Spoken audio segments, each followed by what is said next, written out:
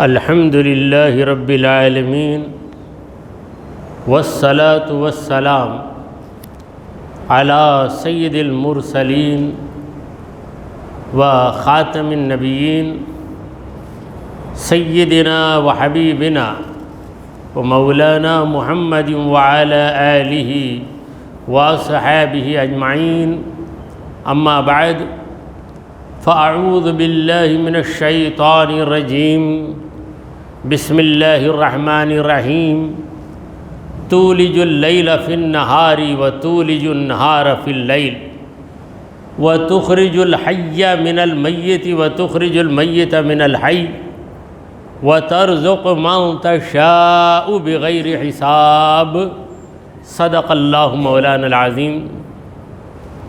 حاضرین محفل، السلام علیکم ورحمۃ اللہ وبرکاتہ۔ اللہ رب العزت جل وعلا کی ہم پر بے پناہ مہربانی ہے کہ اس نے ہمیں آقائے نامدار احمد مختار مدنی تاجدار دونوں جہاں کے سردار حضرت محمد مصطفیٰ رسول خدا صلی اللہ تعالی علیہ وآلہ وسلم کی امت بابرکات میں پیدا فرمایا۔ حاضرین محفل، جس آیت مبارکہ کی میں نے تلاوت کی ہے وہ سورہ آل عمران کی 27ویں آیت ہے۔ پروردگار عالم اپنے پیارے محبوب محمد مصطفیٰ صلی اللہ تعالی علیہ وآلہ وسلم کو ایک دعا سکھا رہا ہے۔ دعا کا آدھا حصہ 26ویں آیت میں گزر گیا۔ وہ دعا کیا تھی؟ قل اللہم مالک الملک، اے میرے مصطفیٰ اللہ سے یوں فریاد کیجئے کہ اے اللہ تو بادشاہت کا مالک ہے، تؤتی الملک من تشاء، جسے چاہتا ہے تو بادشاہت سے سرفراز کرتا ہے، وتنزع الملک ممن تشاء، اور جس سے چاہتا ہے تو بادشاہت کو چھین لیتا ہے۔ گرانٹ کرنا بھی تیرا کام ہے، سیز کرنا یہ بھی تیرا کام ہے، دینا بھی تیرا کام ہے، چھین لینا یہ بھی تیرا کام ہے۔ وَتُعِزُّ مَن تَشَاءُ وَتُذِلُّ مَن تَشَاءُ، جسے چاہتا ہے تو عزت دیتا ہے اور جسے چاہتا ہے ذلیل کر دیتا ہے۔ بڑے بڑے ذلیل و خوار ہو جاتے جب وہ پردہ دری کرتا ہے، جب وہ راز فاش کر دیتا ہے تو بڑے سے بڑا آدمی بھی شرمندہ ہو جاتا ہے، اور جب اس کی ستاری کام کرتی ہے تو بڑے سے بڑا گنہگار بھی لوگوں کی نگاہوں سے پوشیدہ رہ کر اپنا بھرم باقی رکھ لیتا ہے۔ جسے چاہتا ہے عزت دیتا ہے، جسے چاہتا ہے ذلیل کرتا ہے۔ اگر کوئی اپنی محنت کے ساتھ عزت حاصل کرنے کا خیال رکھے تو اس کا خیال غیر ایمانی خیال، نہ محنت سے عزت ملے گی نہ کسی چالاکی سے ملے گی۔ یہ اور بات ہے کہ محنت عزت کا سبب بن جاتی ہے، مگر عزت دینے والا صرف اور صرف پروردگار عالم ہے۔ یہی حال ذلت کا ہے کہ کوئی فخر نہیں کر سکتا کہ میں ذلیل بن ہی نہیں سکتا، میرے اندر کیا غلطی ہے، میرے اندر کوئی کمی ہی نہیں، میں کیوں ذلیل بنوں؟ تو ایسا انسان بھی ذلیل بن جاتا ہے۔ پھر وہ کہتا ہے کہ میں سوچا بھی نہیں تھا کہ میرا معاملہ ایسا ہو جائے گا، ایسی غلطی مجھ سے ہو جائے گی، میں سوچا بھی نہیں تھا۔ ارے تو سوچا نہیں تھا، مگر کبھی تو نے یہ سوچا کہ تیرے رب نے تیری عزت برقرار رکھی ہے، اس کا کتنا بڑا کرم ہے؟ کبھی سوچا بھی تھا؟ نہیں سوچا۔ بیدک الخیر انک علی کل شیء قدیر، اے مولا تیرے ہاتھ میں بھلائی ہے، یقیناً تو ہر چیز پہ قدرت رکھتا ہے۔ یہ دعا، اور وہی دعا آگے بڑھ رہی ہے۔ کنٹینیو ہو رہی ہے۔ تولج اللیل فی النہار، تولج اللیل فی النہار، اے پروردگار تو ہی گھساتا ہے رات کو فی النہار دن میں، وتولج النہار فی اللیل، اور رات کو دن میں گھسا دیتا ہے۔ اولج یولج ایلاجن، اس کا معنی ہے کسی چیز کو دوسری چیز کے اندر کرنا، گھسانا۔ تو رات اور دن یہ دونوں خدا کی قدرت کے دو کرشمے ہیں۔ تو اے پروردگار، رات گزرتی ہے یہاں تک کہ تو رات کو غائب کر کے دن کو نکالتا، تو رات کہاں گھسی؟ دن میں گھس گئی جا کر، دن نکل آیا، اور پھر دن چلتا رہا، رات آئی تو دن غائب ہو گیا۔ ارے یہ دن کہاں گیا؟ رات میں جا کے گھس گیا۔ تو رات اور دن قدرت کے یہ دو جلوے، کس میں مجال کہ رات آئے تو اسے دن بنا دے، یا دن آئے تو اسے رات بنا دے؟ کیا کوئی کر سکتا ہے؟ ٹیکنالوجی بہت کام کر رہی ہے، مگر کیا ٹیکنالوجی رات کو دن بنا سکتی ہے؟ کوئی کہہ سکتا ہے کہ رات میں ہم اتنے چراغ لگا دیں گے، اتنے لائٹ لگا دیں گے کہ اندازہ ہی نہیں ہوگا کہ رات ہے۔ ارے تمہارے لائٹوں کو دیکھ کر اور زیادہ اندازہ ہوتا ہے کہ رات ہے، کیونکہ دن رہتا تو اتنے چراغوں کی ضرورت ہی کیا تھی؟ اور پھر دن کو کوئی رات بالکل اندھیرا کر دیا کمرہ، ادھر سے بھی ادھر سے بھی، کھڑکیاں سب دیکھو رات آ گئی، رات آ گئی۔ اچھا رات آ گئی، ذرا کھڑکی کھولا، کھڑکی نہیں کھولوں گا، دروازہ نہیں کھولوں گا، کھولا تو پھر دن نظر آ جائے گا۔ تو دن کو کوئی رات سے بدل نہیں سکتا، اور رات کو کوئی دن سے بدل نہیں سکتا۔ یہ دونوں خدا کی قدرت کے کرشمے۔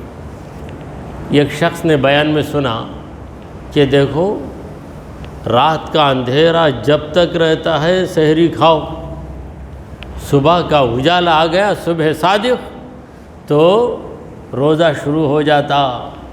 تو یہ سوچا روزہ شروع ہو گیا تو تم کھا نہیں سکتے، پی نہیں سکتے۔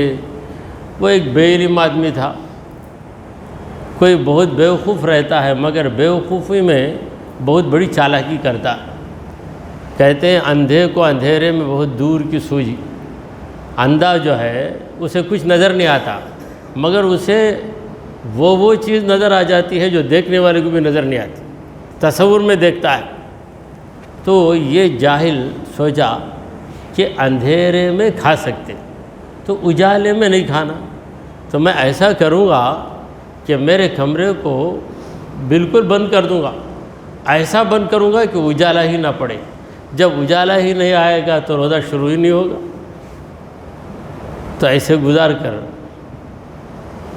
آیا، پھر جو مولانا تھے تربیت کے لیے وہاں آئے تھے، بولے کس کس نے روزہ رکھا؟ تو اس نے کہا کہ میں روزہ شروع ہونے ہی نہیں دیا۔ ارے یہ کیسے کر دیا؟ میں ایسا کیا، آپ نے کہا کہ صبح کا اجالا آئے تو روزہ شروع ہوتا ہے، میں نے رات کو کمرے کو اس طرح بند کر دیا، ساری کھڑکیاں سارے دروازے، کہ اجالا ہی نہیں آیا۔ ایک دم رات آ گئی، اس کے بعد میں نے کھولا تو جب اجالا ہی نہیں آیا تو روزہ کیسے شروع ہوا؟ تو مولانا سمجھانے لگے کیا ہے نادان، نادانی میں تو بڑی چالاکی کر رہا ہے، ایسا نہیں ہے۔ دن اور رات یہ قدرت کے دو کرشمے ہیں۔ صبح صادق لگتی ہے تو ہمارے پاس دن شروع ہو جاتا ہے، اور آفتاب جو ہی غروب ہوا، سورج ڈوبا تو رات شروع ہو گئی۔ تو رات کب شروع ہوتی ہے؟ بعض لوگ ہم سے پوچھتے یہ شب قدر کب شروع ہوتی، شب برات کب شروع ہوتی؟ تو میں کہتا ہوں کہ مغرب کی اذان کب ہوتی؟ دیکھو جب مغرب کی اذان ہوتی تب ہی شروع ہو جاتی، نہیں رات کے 12 بجے شروع ہوتی، نہیں 2 بجے شروع ہوتی، نہیں بھئی رات ہے وہ. شب قدر ایک رات ہے، اور رات کا اطلاق پوری رات پہ ہوتا ہے. پوری رات یعنی غروب آفتاب سے سلام ہی حتی مطلع الفجر، فجر کا وقت نکلنے تک وہ رات باقی رہتی ہے. تو صبح صادق جب سحری کا وقت ختم ہو جاتا ہے تو سحری کا وقت ختم ہوا تو ہماری رات گئی. صبح صادق آئی تو رات گئی، فجر کا وقت لگ گیا تو رات ختم ہو گئی. مگر افسوس ہے بعض مسلمانوں کی رات صبح 9 بجے تک رات ہے ان کو. ایک صاحب نے مجھ سے کہا حضرت میں آپ سے صبح ہی ملنے آ جاتا ہوں. بالکل اس نے اپنی زبان میں کہا کہ میں صبح ہی آ جاتا ہوں. اچھا کتنے بجے آئیں گے؟ 11 بجے آ جاتا ہوں. کیا بھائی 11 بجے چھوڑ دی گیا؟ نہیں میں اٹھتا سے 10:30 بجے نا. تم 10:30 بجے اٹھتے تو یہ تمہاری سستی ہے، ورنہ سویرے کی جو بات ہے وہ کب ہے؟ جب مؤذن فجر کی اذان دیتا ہے تو وہ ہے سویرا. اذان سے پہلے ہی صبح شروع ہو جاتی ہے. صبح صادق کا وقت لگنے کے بعد ہی فجر کی اذان درست ہوگی. جس طرح کوئی بھی نماز وقت سے پہلے نہیں ہو سکتی اور کسی بھی نماز کی اذان وقت آنے سے پہلے نہیں دی جا سکتی. عشاء کا وقت آنے کے بعد ہی عشاء کی نماز کی اذان دینا چاہیے. تو بہرحال یہ مسائل ہیں. بعض لوگ مسائل سے واقف نہیں رہتے، بولتے فجر کی اذان جلدی دے دا. رمضان میں تو ایسی جلدی رہتی، بھائی جلدی دے آلو. کیوں کیسے بھائی جلدی دیں گے؟ صبح صادق ہی تم کو 4:45 کو شروع ہوتا ہے، 4:45 بجے صبح صادق ہے. 4:45 نہیں 4:30 کچھ دے آلنا. سحری کھائے سوچے جلدی نماز پڑھ کو سو جانا بہت اچھا دکھتا. لیکن اللہ نے ایک وقت مقرر کر دیا ہے. نماز کے لیے اللہ نے وقت مقرر کر دیا ہے. اسی وقت میں نماز ہوگی اور اس نماز کی اذان وہ وقت لگنے کے بعد ہی دی جائے گی. تو آئیے آیت کریمہ کی طرف. تولج اللیل فی النہار وتولج النہار فی اللیل. اے پروردگار تو ہی رات کو دن میں داخل کرتا ہے اور دن کو رات میں گھسا دیتا ہے. وتخرج الحی من المیت. زندے کو مردے سے نکالتا ہے. وتخرج المیت من الحی. مردے کو زندے سے نکالتا ہے. زندے کو مردے سے نکالا. زندہ کیا ہے؟ چوزا زندہ ہے، انڈا مردہ ہے. انڈے سے چوزے کو نکال دیا. انڈا تو زندہ نہیں ہے نا، انڈے میں زندگی کہاں ہے؟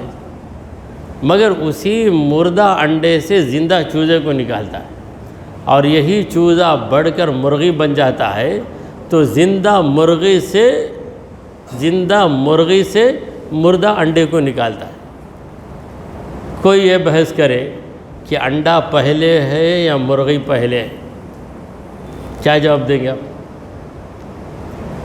اللہ نے پہلے انڈے کو پیدا کر دیا، اس کے بعد اس انڈے سے مرغی نکلی، چوزا نکلا. تو اس انڈے کو سینکنے والی مرغی نہیں تھی تو کیسا وہ پک گیا؟ تو اللہ نے پہلے جانور کو پیدا کیا. جانور سے اللہ نے انڈے کو پیدا کیا اور انڈے سے اس کی اولاد کو اللہ تعالیٰ نے نکالا. تو پہلے مرغی یہ ہے، جوڑے اللہ نے پیدا کر دیے. مرغا مرغی دونوں پیدا ہو گئے. اس کے بعد ان کے بچے پیدا ہوئے. یہی حال تمام جانوروں کا ہے. وَمِن كُلِّ شَيْءٍ خَلَقْنَا زَوْجَيْنِ. ہر چیز سے ہم نے جوڑے پیدا کیے، دو کو پیدا کیا. نر اور مادہ کو پیدا کیا، میل فیمیل کو پیدا کیا. نر اور مادہ کی اختلاط سے ان کے ہم جنس کو پیدا کیا۔ تو انسانوں میں مرد ہیں، عورتیں ہیں، جانوروں میں بھی نر ہے، مادہ ہے۔ تو اللہ تعالیٰ نے زندے کو مردے سے پیدا کیا۔ دیکھیے نطفہ جس سے انسان پیدا ہوتا ہے، انسان کی پیدائش کس چیز سے ہوتی؟ نطفے سے۔ اللہ فرماتا ہے فَلْيَنْظُرِ الْإِنسَانُ مِمَّا خُلِقَ، آدمی غور کرے کہ کس چیز سے وہ پیدا کیا گیا۔ مِمَّا خُلِقَ، کس چیز سے وہ پیدا کیا گیا؟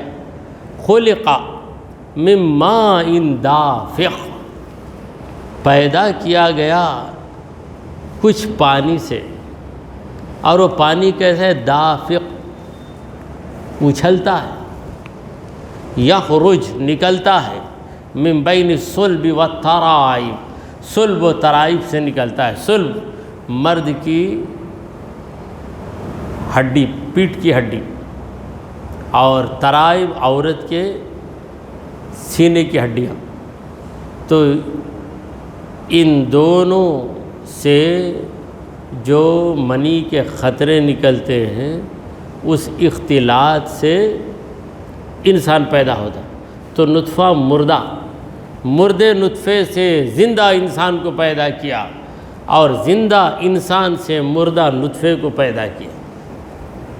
مگر سب سے پہلے اللہ نے نطفہ پیدا کیا، انسان پیدا کیا، تو ہم یہی جواب دیں گے کہ انسان کو پیدا کر دیا۔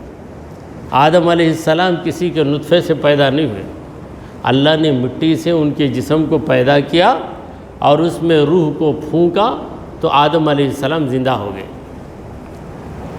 تو عرض کرو، یعنی اے مصطفیٰ اللہ کی بارگاہ میں یوں عرض کرو، وَتُخْرِجُ الْحَيَّ مِنَ الْمَيِّتِ وَتُخْرِجُ الْمَيِّتَ مِنَ الْحَيِّ، اے پروردگار زندے کو تو مردے سے نکالتا ہے، مردے کو تو زندے سے نکالتا ہے۔ اس کا ایک مفہوم یہ بھی بتایا گیا کہ زندہ کون ہے؟ زندہ اللہ کا ولی، اور مردہ کون ہے؟ اللہ کا نافرمان۔ تو ولی کے پیٹ میں نافرمان کو نکال دیتا ہے، اور نافرمان کے پیٹ سے اے پروردگار تو ولی کو پیدا کر دیتا ہے۔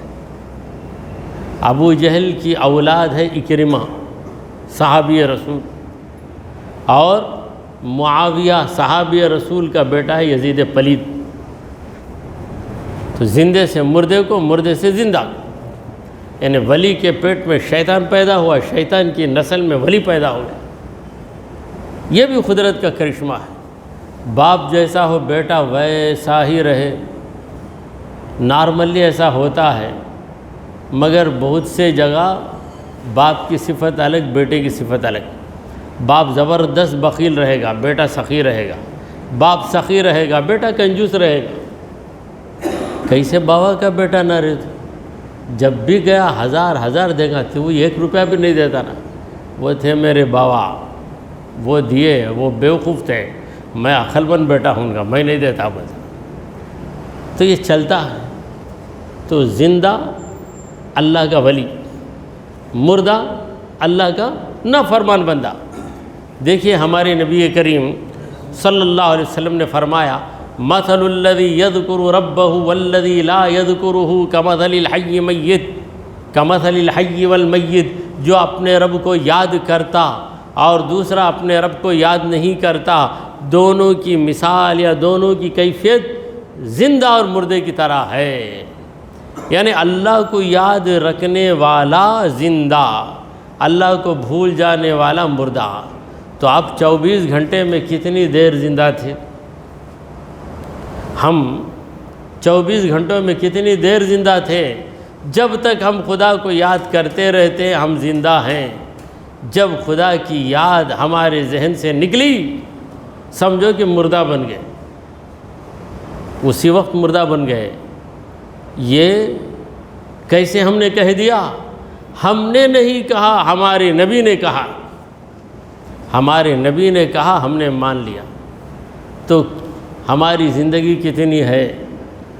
تو حساب لگائیے، جتنی زندگی اللہ کی یاد کے بغیر گزر گئی وہ زندگی نہیں ہے، اس کو ہٹا دو۔ اور جو لمحے خدا کی یاد میں گزر گئے وہ لمحے ہی آپ کی زندگی کے لمحے۔ تو پروردگار عالم کی شان یہ ہے کہ زندے کو مردے سے اور مردے کو زندے سے نکالتا ہے۔ تو ایسے مناظر ہم ہمیشہ دیکھتے ہیں۔ زندہ یہ امید ہے، مردہ نا امیدی ہے۔ جہاں امید لے کے ہم جاتے ہیں وہاں نا امیدی کا سامنا کرنا پڑتا ہے، اور جہاں ہم نا امید اور مایوس ہو جاتے ہیں وہاں ایسا کام بن جاتا ہے کہ ہم کہتے ہیں ان ایکسپیکٹڈ ہو گیا، بول دیتے فوراً، یعنی ہمیں امید ہی نہیں تھی، امید ہی نہیں تھی، ہو گیا۔ یہ کام بنے گا کیا؟ میں جا رہا ہوں، یہ ڈاکومنٹ نہیں ہے، وہ ڈاکومنٹ نہیں، ہوگا کیا؟ جا کے ڈر ڈر کے دیتے ہیں، کیا کرتا وہ آفیسر ادھر ادھر دیکھ کر اس کی سیل مار کے دیتا، کام ہو جاتا، نکل کے آتا۔ کیا بھائی چکیچ کرا انہوں نے، کیا موڈ میں تھا معلوم؟ آج جنم دن تھا رہا اس میں، اس وقت مار کے دے دیا بولتے۔ کبھی کبھی ایسا پرفیکٹ میرا کام بن کر ہی چکے گا، گئے تو ادھر ادھر کچھ نہ کچھ پکڑ لے گا، یہ کیسا ہے، اس میں اوور ریٹنگ ہے نا، ارے وہ چھوٹی چیز نہیں، وہ چیز کو بھی میں نہیں مانتا، لے کر جاؤ، واپس کر دیتا۔ تو زندہ سے مراد امید، مردہ سے مراد مایوسی۔ مایوسی کی حالت میں ایسا کام ہو جاتا ہے ہمارا کہ ہمیں امید ہی نہیں رہتی، اور کہیں بڑی امید رہتی ہے، بڑا یقین رہتا ہے، ہمیں بڑا ناز رہتا ہے، مگر نا امیدی ہو جاتی۔ دیکھیے پیپر بہترین لکھ کر آیا، امید ہے کہ ابو 90 ہی میں لوں گا، 90 سے اوپر میرے نمبر جائیں گے، مگر آیا کیا 20 نمبر آئے۔ کیا ایسا کتنا کم دیے؟ جھگڑا کر کے تو ری ویلیویشن کا ایک آپشن ہے، اور بعض جگہ جو آنسر آپ لکھتے ہیں، آنسر اسکرپٹ، اس کا فوٹو کاپی آپ کو دے دیتے، تو وہ فوٹو کاپی دیکھ کر حیران، یہ غلط جواب میں کیسے لکھا؟ سب میں رانگ ہے، دیکھا تو رانگ ہی لکھا ہے، کیسا لکھ دیا؟ میں ہی لکھا نا، کیوں ایسا لکھ دیا؟ تو یہ ہے خدا کی قدرت، یہی ہے خدا کی قدرت۔ کم پڑھا لکھا انسان لاکھوں کماتا ہے، پڑھا لکھا انسان نوکری کی تلاش میں دن رات پریشان۔ یہ بھی مناظر ہم دیکھ رہے ہیں، خدا اپنا پتہ دے رہا ہے، ان مناظر کے ذریعے خدا اپنا پتہ دے رہا ہے، اے میرے بندے میرا پتہ حاصل کر لے۔ لیکن کہاں ہے بندہ، وہ پتہ کہاں حاصل کرتا ہے؟ اللہ والوں کی صحبت رہے گی تو ضرور وہ پتہ مل جائے، اللہ والوں کی صحبت نہیں ہے تو پھر لاپتہ ہی رہیں گے۔ وَتَرْزُقُ مَن تَشَاءُ، اے پروردگار تو رزق دیتا ہے جس کو تو چاہے، ہمارے رزق ہمارے کنٹرول میں نہیں ہے، اللہ جتنا رزق دینا چاہے گا اتنا مل کر ہی رہے گا، ہمارے رزق کے ہم مالک نہیں ہیں۔ وَتَرْزُقُ مَن تَشَاءُ، تو جسے چاہتا ہے رزق دیتا ہے، بغیر حساب، کسی حساب کے بغیر۔ حساب کے دو مطلب ہیں، ایک مطلب حساب کا وہ ہے جو ہم سمجھتے ہیں حساب، یعنی وداؤٹ کاؤنٹنگ، وداؤٹ کیلکولیشن، حساب ہی نہیں لگا سکتے ہم، اتنی زیادہ دولت، اتنا زیادہ رزق کہ ہم حساب نہیں لگا سکتے۔ ذرا غور کیجئے کہ آپ نے جو رزق کھایا ہے کیا آپ اس کا حساب لگا سکتے؟ میں کسی سے پوچھوں کہ آپ کی عمر کیا ہے؟ 40 سال میری عمر ہے۔ کب سے گوشت کھاتے ہیں؟ جب سے دانت آیا تب سے گوشت۔ آج تک کتنے کلو گوشت کھائے بولے تو نہیں بول سکتے۔ کتنے کلو گوشت کھائے؟ چاول کتنے کلو کھائے 40 سال میں؟ کون بتا سکتے بھائی؟ اسی لیے اللہ کہتا ہے ترزق من تشاء بغیر حساب، تو جسے چاہتا ہے بے حساب دیتا ہے، پروردگار تو ہر ایک کو بے حساب ہی دے رہا، کون حساب رکھ سکتا؟ کتنا پانی پہ پیاس لگتی پانی پی لیتے۔ آج کل تو پانی کی الحمدللہ بڑی فراوانی ہے، کسی کو نماز کی ضرورت ہوتی ہے تو مسجد کو آتا تھا، اور آج پانی کی ضرورت ہوتی ہے تو مسجد میں گھس کر وہ کین میں پانی پی لے کر الگ نکل کے چلے آتے، ایسا بھی چلتا ہے۔ اور کسی کو استنجا کی ضرورت ہو گئی، مسجد ہے کیا، مسجد نماز پڑھا گیا، بھائی نماز نہیں بھائی استنجا گزارا، فوراً آ کے استنجا کر کے جاتے رہتے۔ تو آج تک کتنا پانی پیا ہے کیا حساب ہے؟ جتنی ضرورت پڑی، کبھی 1 گلاس کبھی 2 گلاس۔ بعض جگہ مسجدوں میں لوگ یہ سمجھتے ہیں کہ نماز پڑھنا فرض ہے، نماز پڑھ کے نکلتے وہاں پانی رہا تو 1 گلاس پانی پی کر نکلنا فرض ہے۔ یہ تو مسافروں کے لیے، ضرورت مندوں کے لیے رکھا جاتا ہے، یا کسی کو اچانک پیاس ہو گئی تو وہ پی سکتا ہے، منع نہیں ہے، مگر اسے ایک ریگولر ہیبٹ بنا لینا، نماز کو آنے کے وقت 1 گلاس، نماز پڑھ کر جانے کے وقت 1 گلاس، تو یہ 5 مرتبہ آئیں گے تو 10 گلاس یہی پی لیں گے۔ تو ایسے 10 آدمی مل کر پئیں گے تو کیا ہوگا، 100 گلاس ہو جائیں گے۔ بھر کے رکھنا، مسجد کے جو انتظامیہ ہیں انہیں بھر کے رکھنا۔ کیا بھائی مسجد چلاتے کہتے ہیں، یہ پانی کا انتظام نہیں کر سکتے؟ یہ زیادہ غصہ آتا کسی کو، چونکہ وہ پانی کے خیال میں آتے، پانی نہیں رہتا وہاں پہ۔ بہرحال یہ پانی یہ بنیادی ضرورت ہے، انسان کی بنیادی ضرورت ہے پانی۔ اگر پانی نہ ملے تو آدمی پانی ہو جاتا ہے، اگر ہوا نہ ملے تو آدمی ہوا ہو جاتا ہے۔ یہ ہے ہماری حالت۔ تو کتنا پانی، کتنے لیٹر پانی ہم نے پیا، پیدائش سے لے کر اب تک جتنا بھی پانی ہم نے پیا ہے، اگر اللہ اس کا حساب لگا کر کھڑا کر دے تو پتہ نہیں کتنے ڈرم پانی ہو جائے گا، کتنے ڈرم پانی ہو جائے گا۔ تو بغیر حساب کے ہم کھاتے پیتے ہیں۔ پروردگار عالم دے رہا ہے، اور کسی بھی چیز کی اللہ نے قیمت نہیں رکھی۔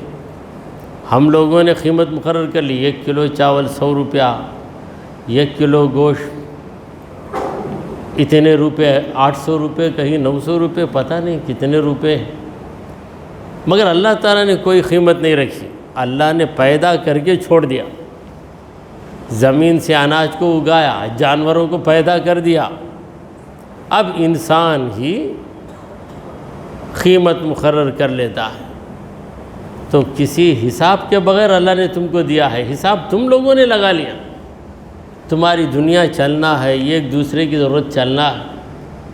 تم کو چاول کی ضرورت ہے تو تم پیسے دے کے چاول خریدو، اور پھر جو چاول لا کر تم کو فروخت کیا اسے کسی اور چیز کی ضرورت ہے، اسے کپڑے کی ضرورت ہے، تو وہ اپنی ضرورت تمہارے پیسوں سے پوری کرے گا۔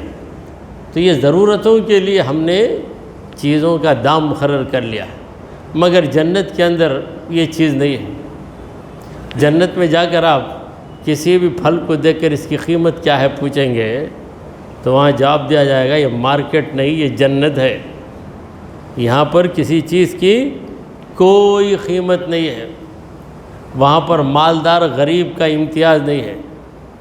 یہاں پہ دولت آ جاتی ہے دولت والا ہو گیا، دولت نہیں ہے تو غریب ہوا۔ وہاں پر پیسوں کی گنجائش ہی نہیں، پیسے والا دنیا میں رہنے تک، وہاں گیا تو پیسے والا نہیں، وہاں کون سی کرنسی چلے گی، کون سی گورنمنٹ وہاں پہ ہوگی؟ انڈیا کی گورنمنٹ بھی نہیں ہوگی روپی چلنے کے لیے، اور امریکہ کی گورنمنٹ بھی نہیں ہوگی ڈالر چلنے کے لیے، نہ سعودی کی گورنمنٹ ہوگی ریال چلنے کے لیے، کوئی کرنسی ہی نہیں ہوگی وہاں پر۔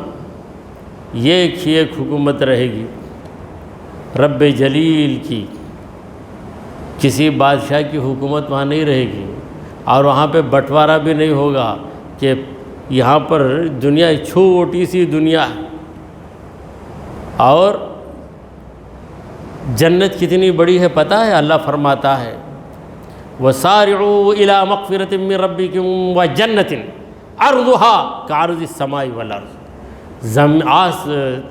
جنت کی چوڑائی آسمانوں اور زمین کی چوڑائی کی طرح ہے، یعنی سارے آسمان زمین سب مل جائیں تو جنت کی چوڑائی اتنی بڑی چوڑائی ہے، وہاں پر کوئی تقسیم نہیں ہے، یہ انڈیا ہے، وہ پاکستان ہے، وہ چائنا ہے، وہ رشیا ہے، وہ آسٹریلیا ہے، یہ جاپان ہے، ایسی تقسیمہ نہیں، سب ایک ہی، پوری جنت ایک ہی جنت ہے۔ وہاں پر نیشنلٹی نہیں ہے، وہاں پر بس ایک ہی ایک آئی ڈی پروف۔ کیا آئی ڈی پروف؟ ایمان ہے کیا؟ ایمان ہے تو جنت میں آ جاؤ، اگر ایمان نہیں تو جنت کے باہر جاؤ۔ تو اس دعا میں اللہ تبارک و تعالیٰ نے اپنے پیارے محبوب صلی اللہ علیہ وسلم کو یہ چیز تعلیم دی ہے کہ اے محبوب اس طرح اللہ سے عرض کرو وَتَرْزُقُ مَن تَشَاءُ بِغَيْرِ حساب، اے پروردگار تو